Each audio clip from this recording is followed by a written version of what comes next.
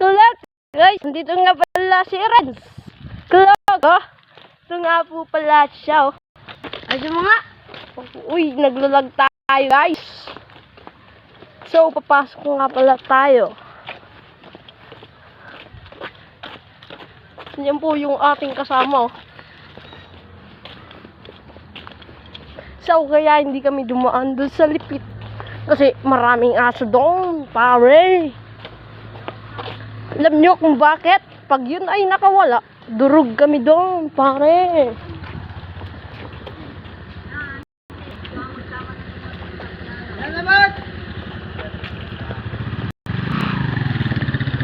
Shit!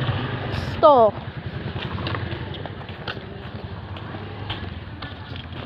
So, medyo malayo-layo pa pala ang aming lalakarin.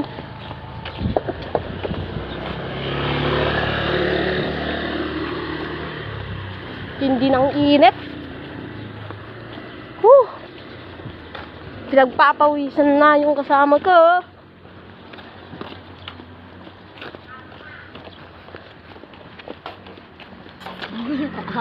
Yang guys, may aso na pilay. Napilay siya, sabi niya, ay, nakatayo guys. Ang tinding aso yun guys. Ang galing, no? Kung makikita niya kanina ay napilay yung asong yan. Nakatayo pa rin, no? Ang galing. Mga ilang minuto pa guys, magkakarating lang tayo doon. Pero malayo-layo pa ang paaralan namin.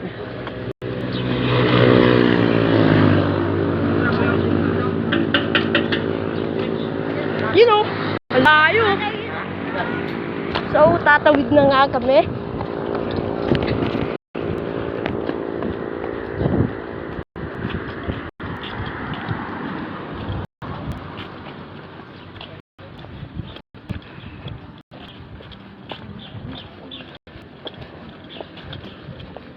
So guys, medyo malayo-layo na lang, kunding tiis na ang makakarating na tayo. Mukhang pagod na to. Pakain ko ngayon mga ulit ko. Sa sobrang init, konti na lang ang dumadaan dito sa highway.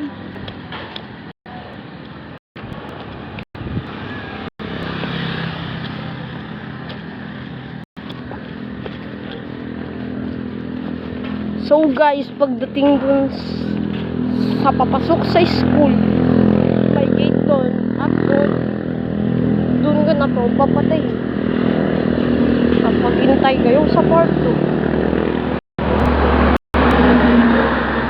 So,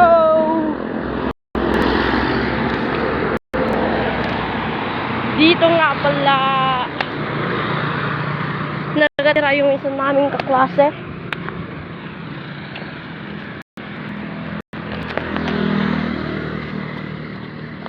Pinos daw. Nakita. Na, galing yung huli.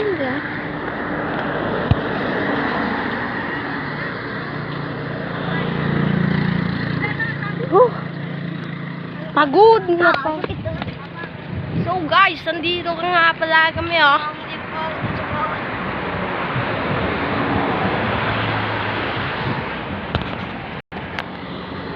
Yung mama ng kaklase namin naglalakad. Yan siya guys, oh. Halina. Ang ganda, oh. Ganda.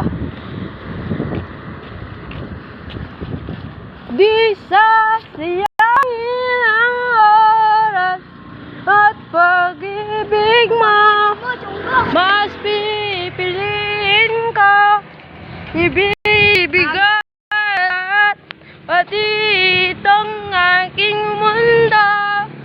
Halika't sumayaw sa ilalim ng bituin habang ikaw nakatingin sa'yo. So guys, may nakita tayo dito naggagawa. Sobrang tindi ng init, naggagawa pa rin sila.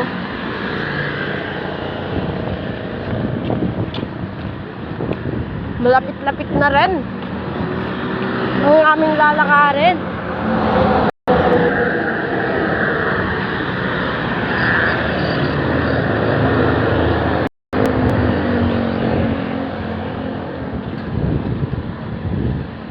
guys, palubat na ako guys, kaya panoodin nyo ang part 2.